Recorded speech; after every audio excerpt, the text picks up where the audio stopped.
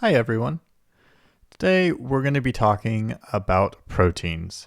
Last week we introduced just very basic ideas about them. They're composed of these things called amino acids. They do various functions in the cell, including being catalysts for biochemical reactions. There's so much more, but for our purposes, that's sort of our starting point. Okay, so that is going to be, like I said, the topic of today, and we're going to go in a lot more detail. All right, as always, this will be more or less based around the discussion content I give this week in our discussion. However, it will be a bit slower. That way we can really go through and flesh out everything. All right, so very quickly, we can give some background information. Proteins are a class of molecule or macromolecule. Where there's in fact not a C or a U, molecule, with various functions in the cell. The uniting thing, though, is that they're going to be composed of amino acids. So, composed of amino acids, which we learned last week, are the monomer. And these are going to be connected through or via peptide bonds. Okay, so this is a new terminology for us. And really what a peptide bond is it's from the amide functional group. For sort of remembering, an amide functional group looks sort of like this. Okay, so a carbonyl attached to a nitrogen with two other groups attached. Oftentimes these are hydrogens. Other times they're just other carbons. All right, before we talk about proteins, we need to talk about what they're composed of, which we just highlighted was amino acids. So very quickly, we're going to dive into a little bit of amino acid anatomy. Okay, so amino acids are sort of in their name. They have an amino group and an acid group. Okay, so we can draw that out. We have our amino group is composed of a nitrogen and a hydrogen. Then it's connected to what's called the central carbon or the alpha carbon. Then there's always going to be at least one hydrogen here, followed by our acid. Okay, now we should recognize that carbon needs 4 bonds, and so this last group here is what's called the R group. Now, whereas last week I introduced the idea that R group is something that we don't care about, in the context of amino acids, R group is actually the diagnostic groups for the different amino acids. So the R group is the diagnostic group, meaning it is unique to each amino acid. I'm going to abbreviate that by AA. Okay, and so what that means is it's going to give an amino acid its properties and classification. All right, so that's our R group. Then we can look at our amine group. So our amino group. This, in the context of proteins, has a very special name. It will be referred to as the N-terminus. Similarly, the carboxyl group, or the carboxylic acid, is the C-terminus. And then finally, we have that alpha hydrogen here and the alpha carbon here. This is our basic amino acid anatomy. This should be ingrained into your brain. All right, so let's go a little bit more in detail, and we can look at types of amino acids and their classification. So, well, types of amino acids, in other words, their classifications. So, as we just said, the R group is what gives an amino acid its properties and its classification. So, we can say that they are classified by the R group. And there's a few different types. For us, we don't expect you to memorize any amino acids. That's for more advanced biochemistry. Instead, if I were to give you the structure, you would be able to predict its properties and what sort of function it might play in the global concept of proteins. Okay? All right. So I'm going to transition to bond line because bond line is just simply superior. So we're going to draw our amino acid backbone again. And let's start off with, what's a good one? We can start off with maybe valine. Okay, so this is valine. That's its name. Its 3-digit code is val, and its 1-digit code is V. Once again, you are not expected to memorize any of this.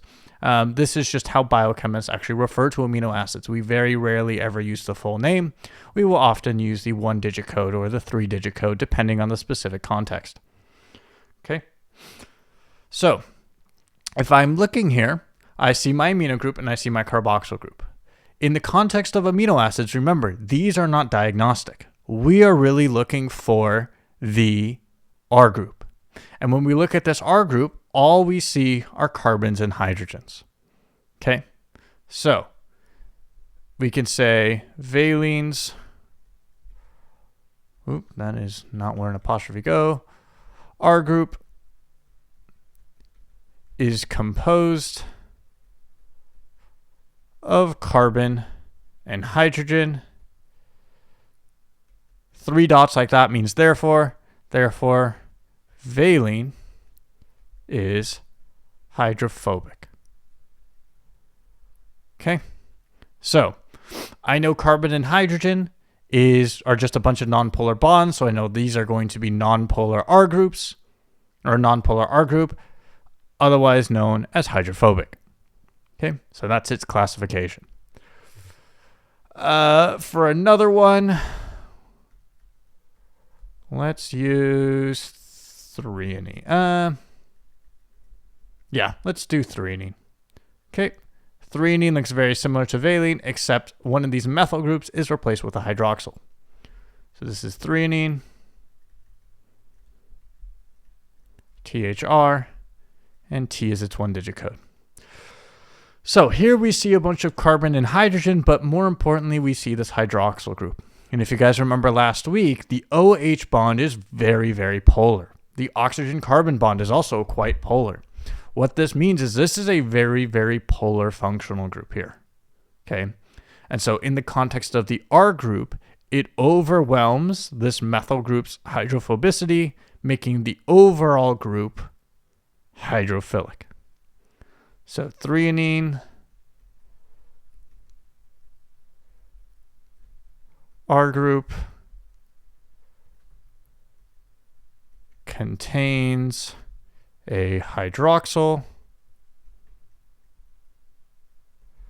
Therefore, threonine is hydrophilic. Okay, so for all amino acids, all 20 of them, you should be expected to look at the structure and decide whether or not it's hydrophobic, hydrophilic, and then what that means for the cell. Now, there's a few other ones that I want to very quickly talk about, and we're going to use lysine and let's use aspartate as our 2 examples. Okay, and you'll see why in a second. So this here is lysine. It has 1, 2, 3, 4 CH2 groups and then a NH2 group. Now, I'm going to ignore the amino group and the carboxyl group for now, and I'm just going to focus on this R group. Okay, if we were to add a hydrogen to this, what you'll see is we will get, once again, I'm ignoring the protonation of these groups. I'm just focusing on the R group. We will get a protonated amine. Remember, amines can become protonated. Same thing with carboxyls. They are protonated and they can also deprotonate. Okay, so as you guys probably learned in lecture, hopefully you learned in lecture, that the protonation state is dependent on the environment. Okay, when we have a lot of protons in the environment, in other words, we have a low pH, this R group will become protonated. So at physiological pH, there's sufficient protons to protonate lysine's R group. What that means is lysine is not just hydrophilic, it is actually charged. So lysines, oh, I didn't give it to you. So this is lysine. Its 3-digit code is lys, and its 1-digit code is K. Lysine's R group is, generally speaking, there are a few exceptions, but generally speaking, is positively charged at physiological pH. Physiological pH. Okay. Sort of similarly, but the exact same, or the exact opposite, we can use, I think I said I would use aspartate.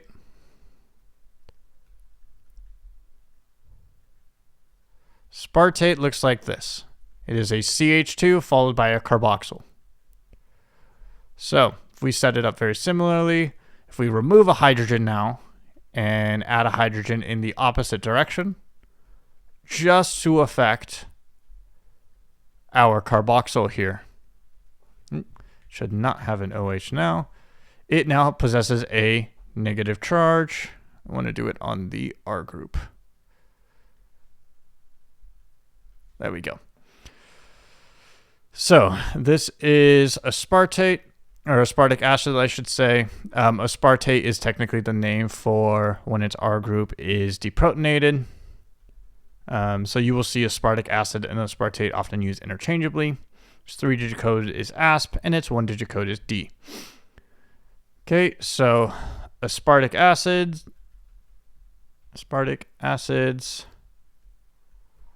R group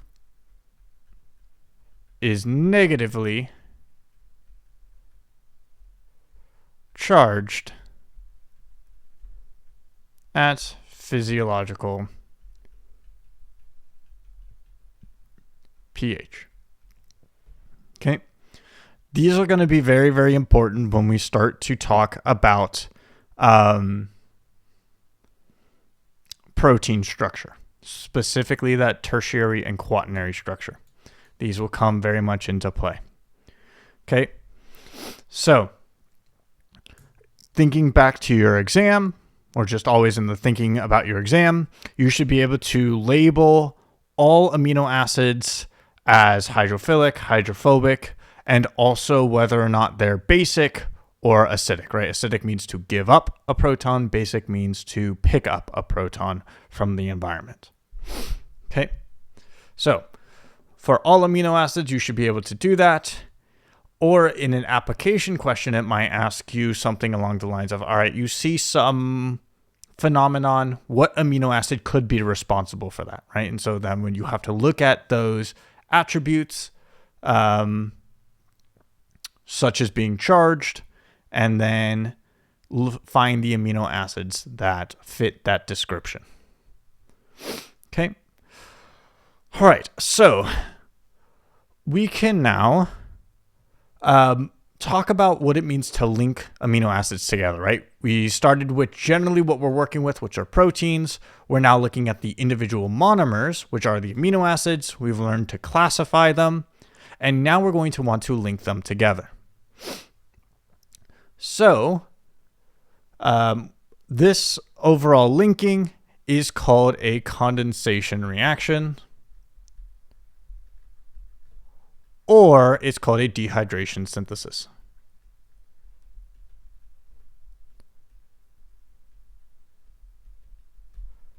Reaction, which I abbreviate RXN. All right, so for our example, let's use, what's a good one? Let's use methionine. So methionine has two CH2s, an S, and then a CH3. This is methionine, met, and M as its one-digit code. Now we're going to add on to that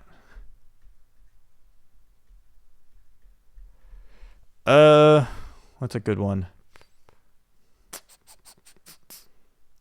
Let's just do glycine. Glycine's R group is just a single hydrogen. So it's the only one that's actually what's called achiral. Yep. You'll learn about that in organic chemistry. Okay. So this here is glycine. 3-digit code is gly. 1-digit code G. So in a condensation reaction, if we think about condensation in sort of general terms, we're thinking water. Okay. Or a dehydration synthesis. If we break this word down, hydration means water. D means loss of or removal of. So it's a removal of water. And synthesis means to put things together. So it's the removal of water to put two things together, which is exactly what's going to happen. We are going to take this OH group and one of these hydrogens, and H plus OH, you should be thinking that's our water, and that will leave our reaction. So our reactants are two single peptides, two single amino acids, and we're making what's called a dipeptide. In other words, two amino acids. So going to structure this, add in our carbonyl here, but now instead of being attached to the OH, what happens is because this OH leaves, it needs to get replaced by something, and it's replaced by this N. So we add in a nitrogen there. Now this nitrogen still has one of its hydrogens. It lost the other, so that goes above. And then finally, we can add in the rest of glycine. What's left is we need to draw in our R group. 1, 2. There is our 1, 2. Yep, there we go. There's our methionine. And so if we were to write this out now, our sequence would be met gly in terms of its 3-digit codes. You could also see this written as Mg. Okay. So key here, once again, loss of water, put two things together.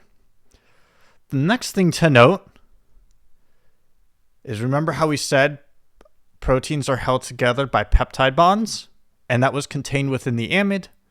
Well, this here is our amide. Remember, our amides are a carbonyl attached to a nitrogen. There is our amide, and right within it, right there, that is our peptide bond.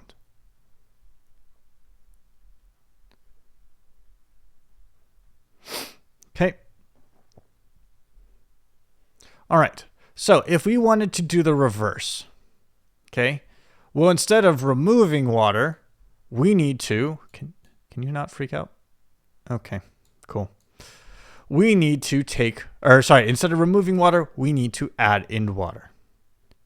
Okay, so if we add in what, I don't know what my software is doing. It's having aneurysm. Okay, if we add in water, actually it doesn't need an arrow there. I don't know why I did that. So we're going to add in water. This is now going to break apart that peptide bond, and we're going to return back to our single peptides or our single amino acids. there's our methionine. This OH here came from water, and then the other hydrogen went with this nitrogen. You will learn the mechanism for this, which is the way that the electrons move in organic chemistry and biochemistry. Okay, so now instead of doing a condensation reaction where we're producing water, this is called a hydrolysis reaction. If we break this down, hydro means water, lysis means to break apart. So this is breaking apart something using water. Okay. The last thing to note is if we return back here, note that we see the carboxyl group of one carboxyl group of one amino acid is reacting with carboxyl group of one. Yeah, that's grammatically correct. Reacts with the amino group of the other amino acid to produce an amide. So what that means is this carboxyl group no longer exists when it's in the dipeptide. It is now part of an amide. Additionally, the amine no longer exists. It is part of the amide. What does remain is the N-terminus of that free amino acid, right? This amino group. And so it retains the N-terminus classification. Similarly, the C-terminus of the second amino acid was not involved in this reaction. So it retains the C-terminus identification. So what that means is for every single polypeptide chain, which just means multiple amino acids linked together, you should have one N-terminus and one C-terminus. Okay. By convention, how we always write this is the N-terminus is the first amino acid and the C-terminus is the last amino acid. How you can often see this represented is when you're writing the codes, you might see it just like this, where met-gly, it is implied that methionine, because it's the leftmost amino acid, possesses the N-terminus and glycine possesses the C-terminus, or you might see them attached. I will ignore the positive charge for now, to their N and C termini respectively. Both of these are valid ways of writing your peptide sequence. Mostly in this class, though, you will see just the 3-digit codes, especially when we get into the context of translation, which is all about the molecular mechanisms occurring inside the cell to link amino acids together. All right, so I know I'm throwing out a bunch of amino acids at you guys. Remember, you do not have to memorize them.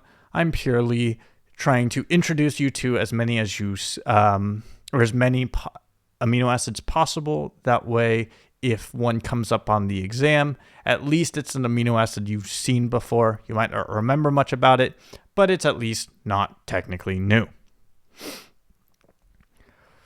All right, so other applications for types of test questions, they might give you a polypeptide and ask you to hunt for the N and C terminus.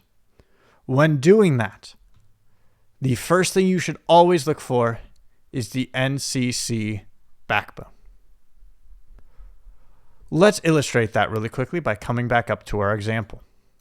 Notice how when we put two of them together, we had an N, a C, then a C.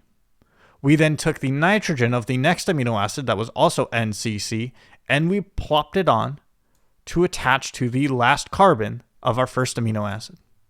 What that means is our backbone then becomes a repeating pattern. N, C, C, N, C, C. This will always be true for proteins. You should always be able to find a repeating NCC backbone. If you cannot find that, it is not a valid protein. That is key. There are non-protein polypeptides that do exist. Glutathione is an example of that. Just words. You'll learn about it in more advanced biochemistry. But it is not produced by translation. It is produced through other means. We are only concerned with protein-based polypeptides. So you will always be able to find this NCC backbone. Whenever you add amino acids together, first thing you should check is that, do you have an NCC backbone? And then finally, your N-terminus and C-terminus will always be a part of this NCC backbone. Okay. All right. What's it called? Actually, let's do an example. I think that'll be good. So, let's see. What do I want to do? H2N. Do that guy.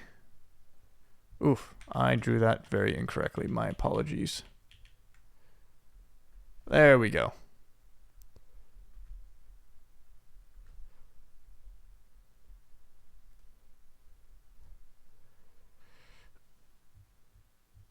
Do that.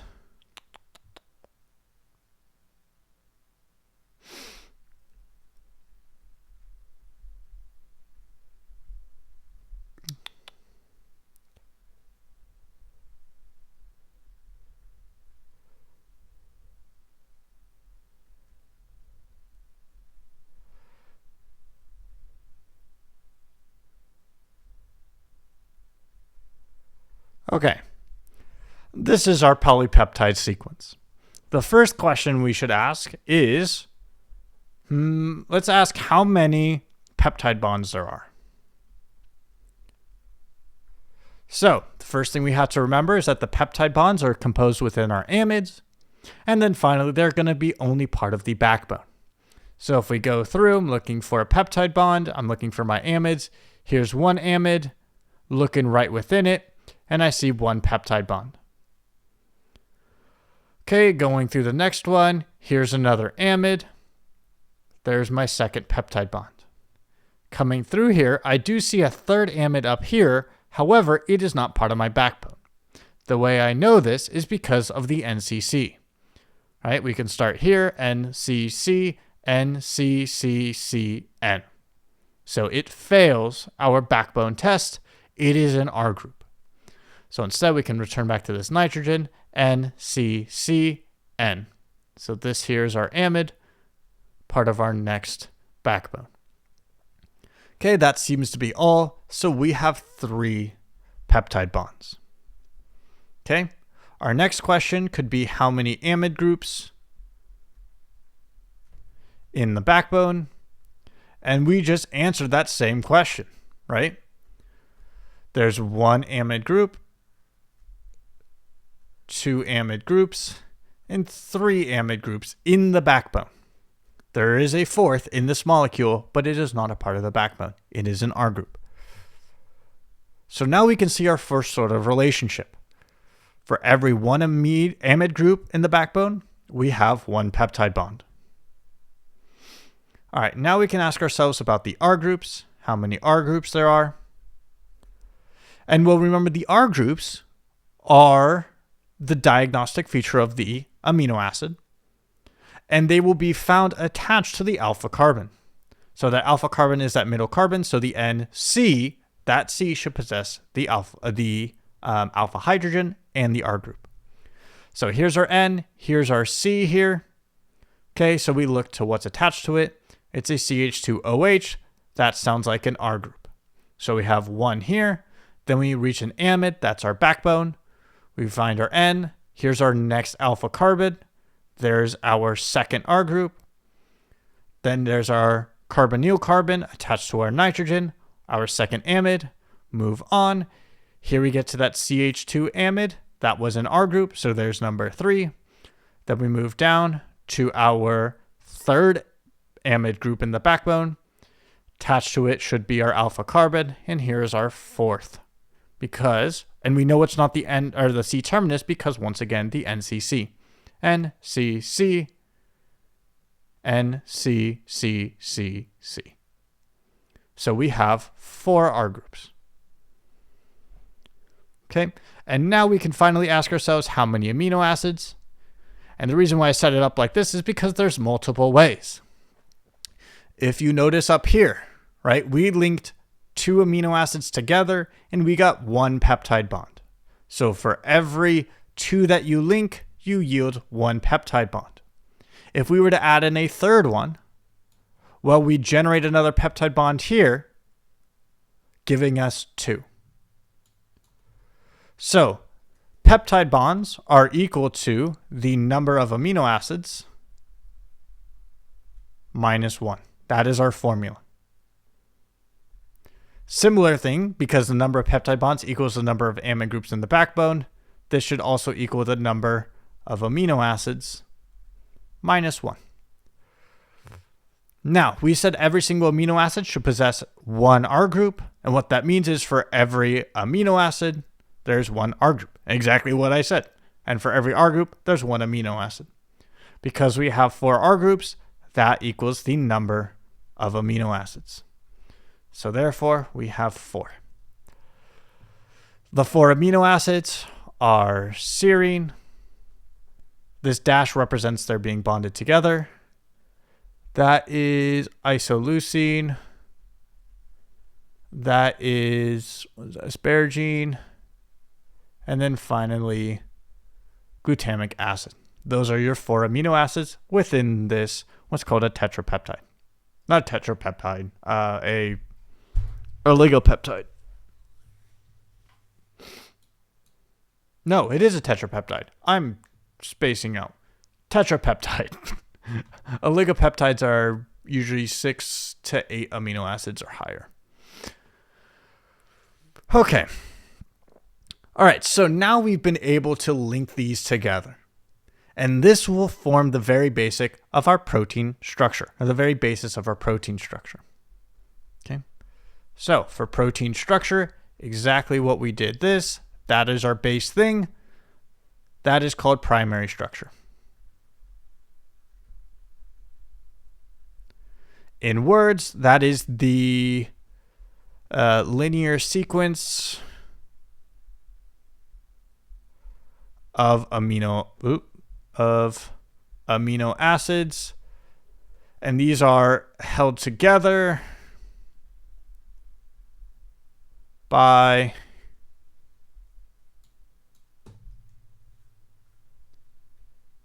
peptide bonds. And note that peptide bonds are covalent bonds.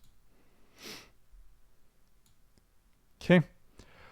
So this is just a sequence of amino acids. If we gave a hypothetical example, let's say methionine, tyrosine, what's a good one? Glutamine, asparagine, arginine, and tryptophan. This is a primary structure. It just tells you what amino acids and in what order. Okay.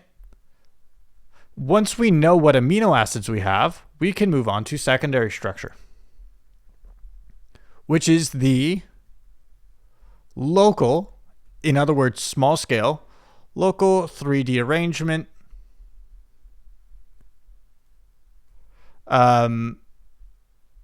adopted by a segment or group of amino acids. Okay. Now, there are 2 types that we're going to discuss in this class. These are not the only ones that exist. These are the main 2. They are called the alpha helix and the beta pleated sheets. We are not going to talk about things such as beta turns, beta barrels, or things like the Z helix. We're only going to care about the alpha helix and the beta pleated sheets. I would highly recommend looking at a picture online of what these look like. I'm admittedly terrible at drawing alpha helices. I'm going to do my best. All right. They are going to look like this little coil of sorts. So if I try to do my best to draw this. On your discussion quizzes, I'm not grading you guys on artistic capabilities. If it looks approximately correct, I'm going to run with it. Okay.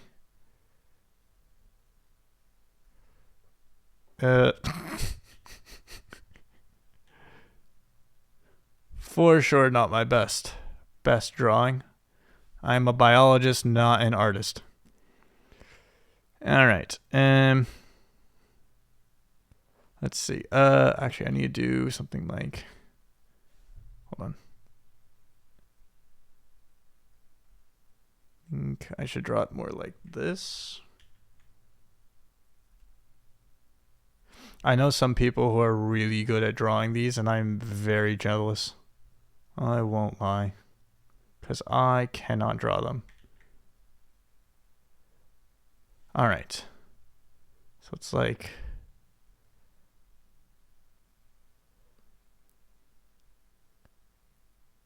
that.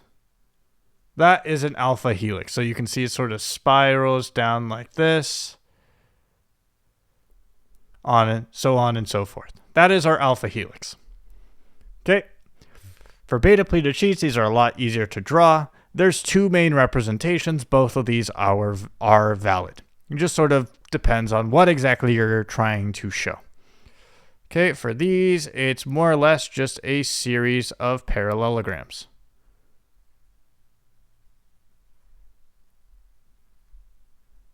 Okay, so that's one form. You might also see the arrow form. So this tells you the directionality of the N and C terminus. See if I can draw an arrow. It's good enough. Cool. And then finally, you will see sort of sequences coming out of these. These are parts of these, or segments of the proteins that are not part of the, what's it called? The beta pleated sheet. But this arrow is, and it tells you the directionality of the N and C terminus. We won't learn that. I care more about, can you spot these structures? So if I were to give you a diagram and ask you, okay, which one is this guy here? You should be able to say that is a beta pleated sheet, which is a secondary structure. Okay. So we've talked about they adopt these arrangements, but we didn't talk about how they adopt these arrangements. Whereas the primary sequence was held together by peptide bonds, the secondary structure is held together by hydrogen bonds.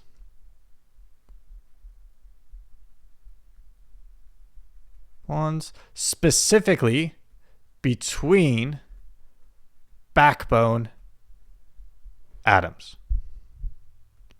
This is key. Oftentimes, they will confuse students by asking you to identify secondary structure, and there will be hydrogen bonds, but they are between R groups. This is why it's really important, why we stress the ability to identify R groups versus identifying backbone atoms, because they affect different things within the protein structure. So specifically secondary structure are hydrogen bonds between backbone atoms. Okay. All right. These, like I said, these are the main two we're going to focus on in this class. There are others. You can look them up on your own time. All right. So after secondary structure, we have, where's my pen? There we go. We have tertiary structure. Okay. And tertiary structure is the 3D arrangement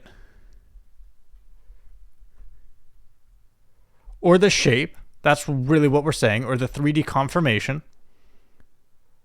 adopted by a protein. Okay. So a complete polypeptide chain, or a significant part of it. There can sometimes be some leeway there, but you're thinking a huge chunk of your chain is folding into this shape. So in other words, it's how all the secondary structures fold with respect to each other. So the orientation of all your beta pleated sheets, your unstructured regions, which are the regions that don't have a defined secondary structure, all your alpha helices, how those fold and orientate themselves in 3D space, that is your tertiary structure. So this is a lot more complicated than our secondary structure, and that is reflected in what is holding it together. Where secondary structure was held together by hydrogen bonds between backbone atoms, the tertiary structure is held together by all types of interactions between R groups. And then we're going to add in one more qualifier, which will make sense in a second. Held together by interactions between R groups within the same polypeptide chain. In other words, within a single subunit. We'll get to that in a little bit. There are numerous examples of this. There's sort of two primary examples. The first one is the globular. So the globular tertiary structure is in its name. It just forms a large blob. Okay. The second one is a more fibrous structure, which forms a fiber of sorts, which is more or less, you're thinking long, thin, but these are often very, very strong. Okay. Once you take more advanced classes, you'll get to learn about proteins and examples of them. Okay. That use these various structures. They are very, very important. I guess, for example, hemoglobin, which is the molecule that brings, or the protein that brings, what's it called? Oxygen around your cells, is a globular protein. All right, focusing on these focusing on the interactions between the R groups, there are multiple types. So the primary one is the hydrophobic effect, which we introduced a little bit last week, which is this idea that due to entropy, the hydrophobic groups orientate themselves away from water and other hydrophilic groups to maximize the entropy of those hydrophilic groups, and especially water. So this is actually the single most important driving force for protein folding. Besides that, there's the ionic interactions. So remember how we discussed how, I forget which one I gave you. I think it was aspartate, but aspartate and glutamate are your two negatively charged amino acids. And then arginine and lysine are two positively ones, with histidine also being capable of becoming positively charged at physiological pH. It's a little wonky. You will learn that a little bit more in biochemistry. But these ionic interactions are especially stabilizing. Okay.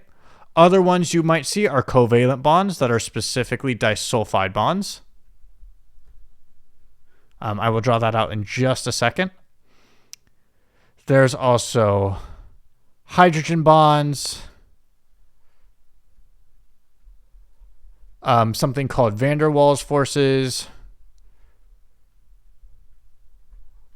which not really tested on. We're just going to sort of say, hey, they exist and move on. But these are the primary interactions that you will see. Emphasis on the hydrophobic effect, the ionic interactions, hydrogen bonds, and disulfide bonds, or disulfide bridges. Okay. You also might hear the term, instead of ionic interactions, you might hear the term a salt bridge. Okay, a salt bridge is specifically an ionic interaction in a protein. Same thing with disulfide bonds. disulfide bridge is one within a protein. All right. So to quickly illustrate a disulfide, this requires a very special amino acid called cysteine. Okay. So if we draw cysteine very carefully, this has a thiol group. And what can happen is if when you put two together,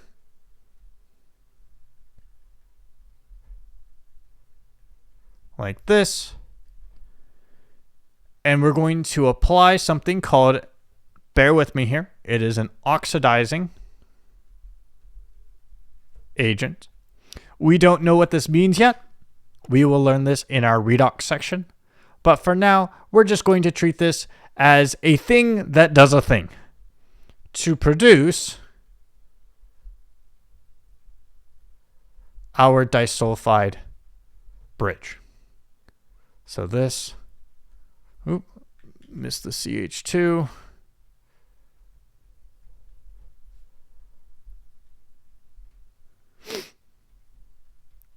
Basically, it forms a covalent bond between our two cysteines. If you're curious, when two cysteines are like this, it is called cysteine. Versus these are two cysteines. Okay, so all it's doing is it's removing the hydrogens and forming a bond between our sulfurs. What we are going to learn is this is called oxidation. Going backwards is called reduction. We have not gotten to redox yet. I do not expect you to know those terms, nor be able to put that on any sort of assessment. For right now, I just wanted you to see what a disulfide bond looks like. All right. The last one is quaternary structure. Not all proteins possess this because it is the 3D arrangement adopted by multiple, so 2 or greater, polypeptide chains, by multiple polypeptide chains interacting with one another.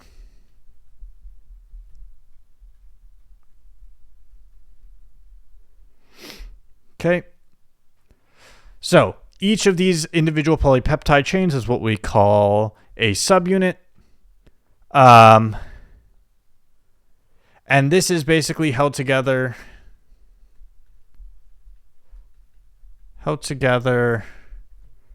by all the same tertiary structure interactions.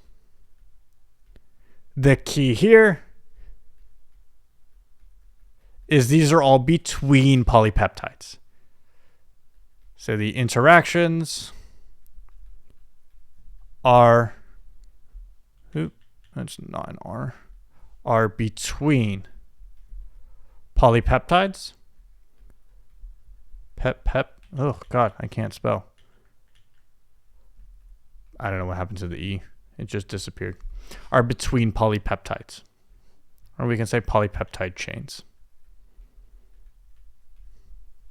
Okay, so all the same interactions, covalent bonds, hydrogen bonds, all of that, just now between polypeptides as opposed to within a polypeptide.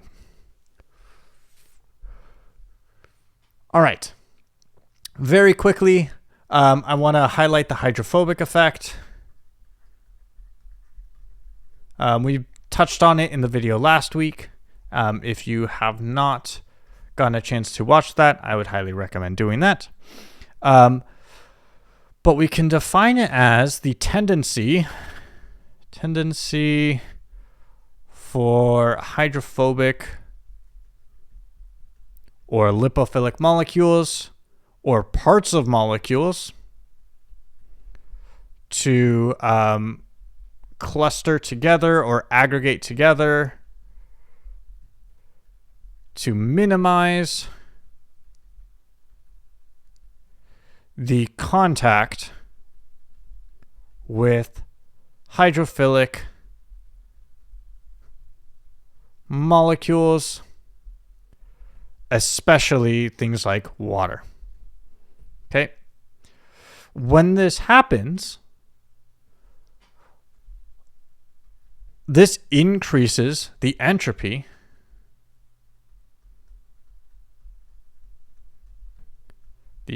which we can think of as disorder, and entropy, which we can think of, like I said, as disorder of the hydrophilic molecules.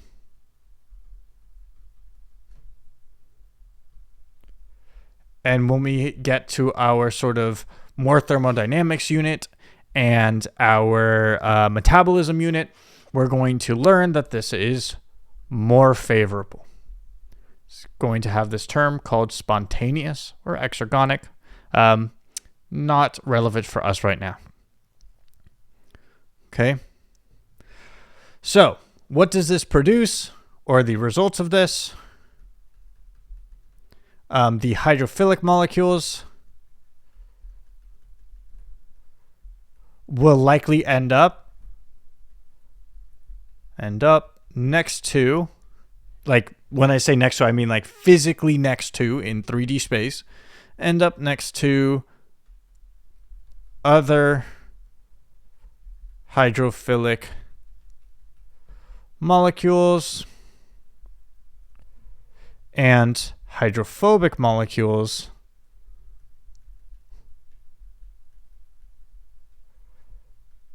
end up next to other hydrophobic molecules. Man, this drawing pad does not do good things for my handwriting. That's crazy. All right.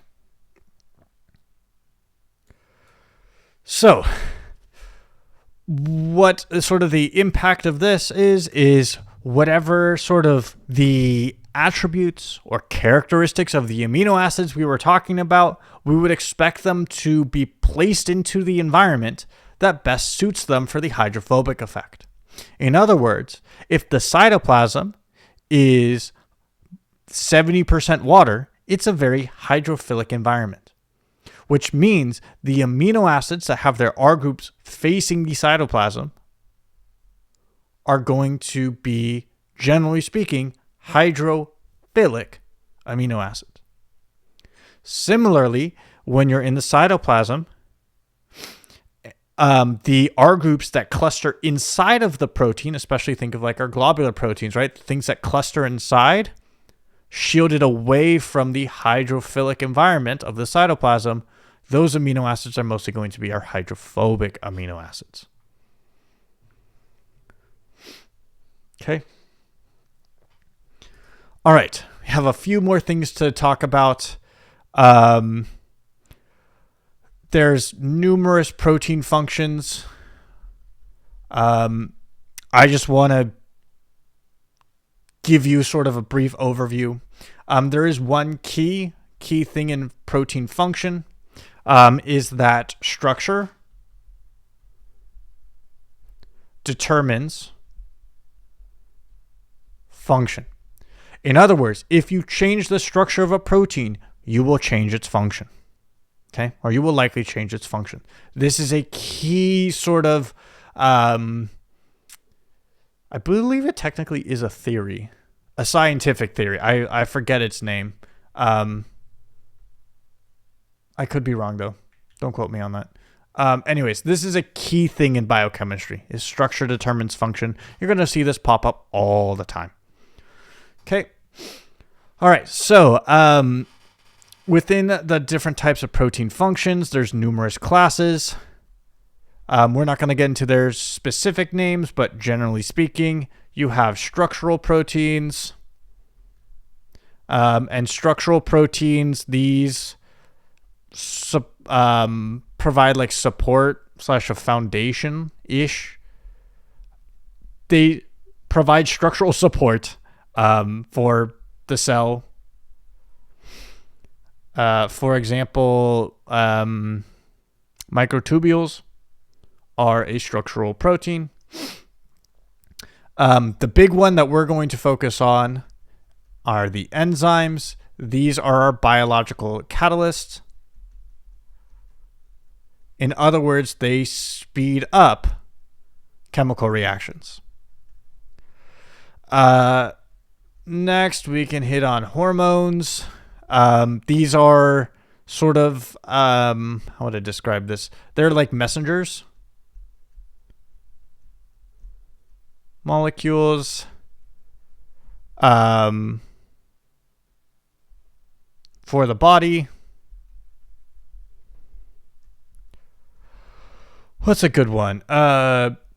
Storage.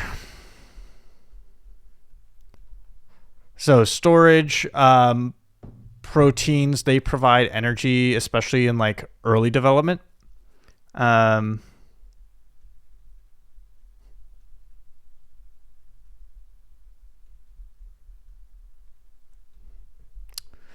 I'll give a few more. Motor proteins.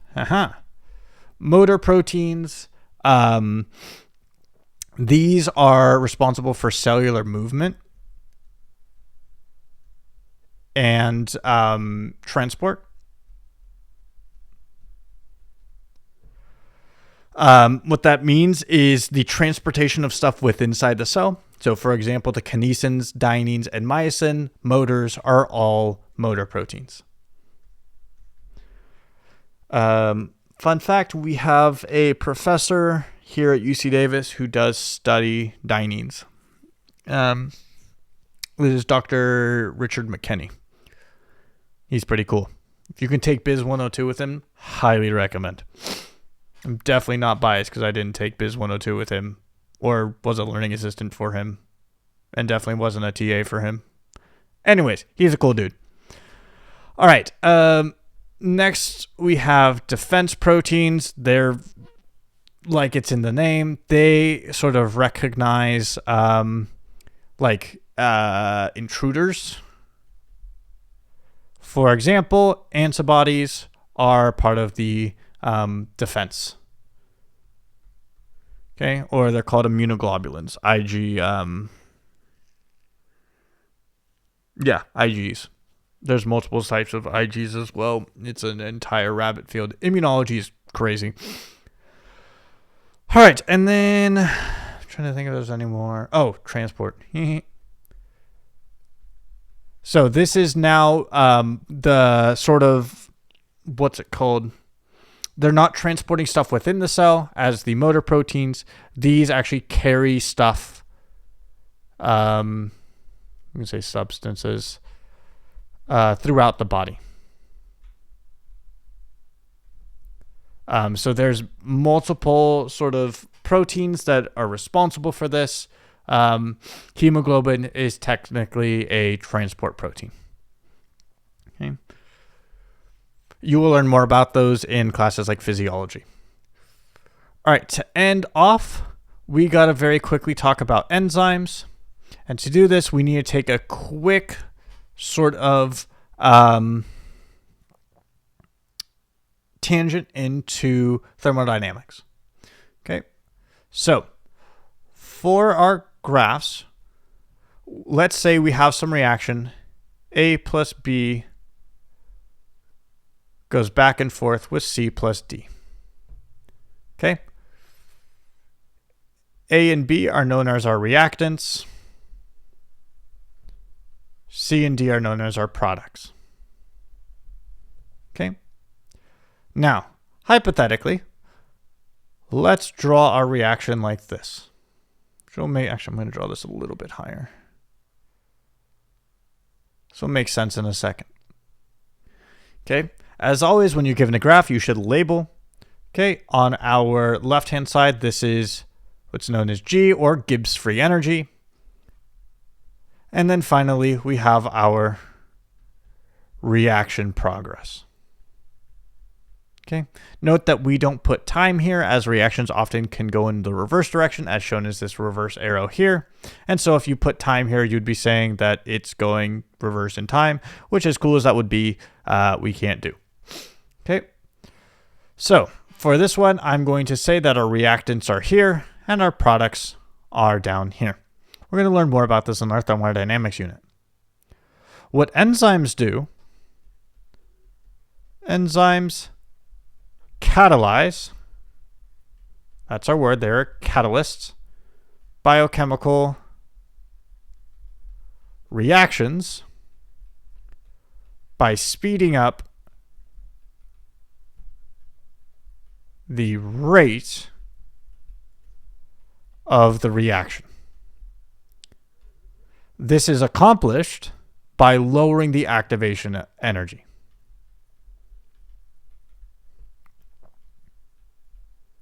I can never remember if accomplished is spelled with one C or two C's. I think it's two.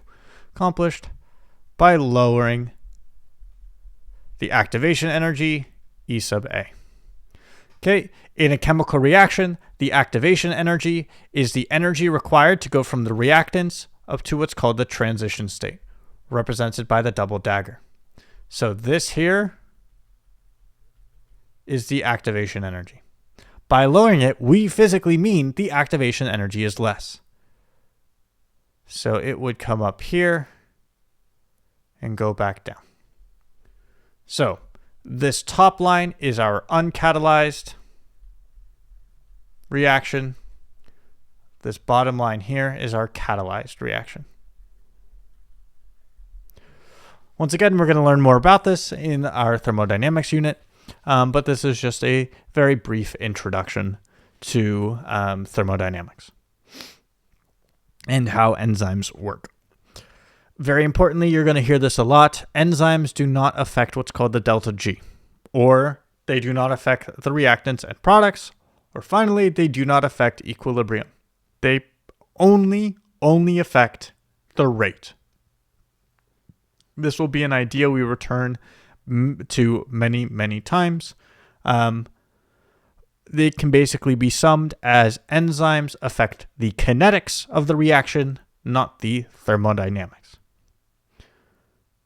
All right, that should be all you need to get through the protein unit for this week. I will be sending this out before you guys have discussion. So if you are watching this before discussion, we're more or less going to go through the same thing. It'll be a bit more where I give you guys problems to go through, as opposed to just me talking at you for an hour. But hopefully this gives you enough of a background that you're not going into our discussions, completely blind. If you have any questions, you know how to access office hours, either my office hours or another TA's, and you can always email me. All right, I will see you at discussion.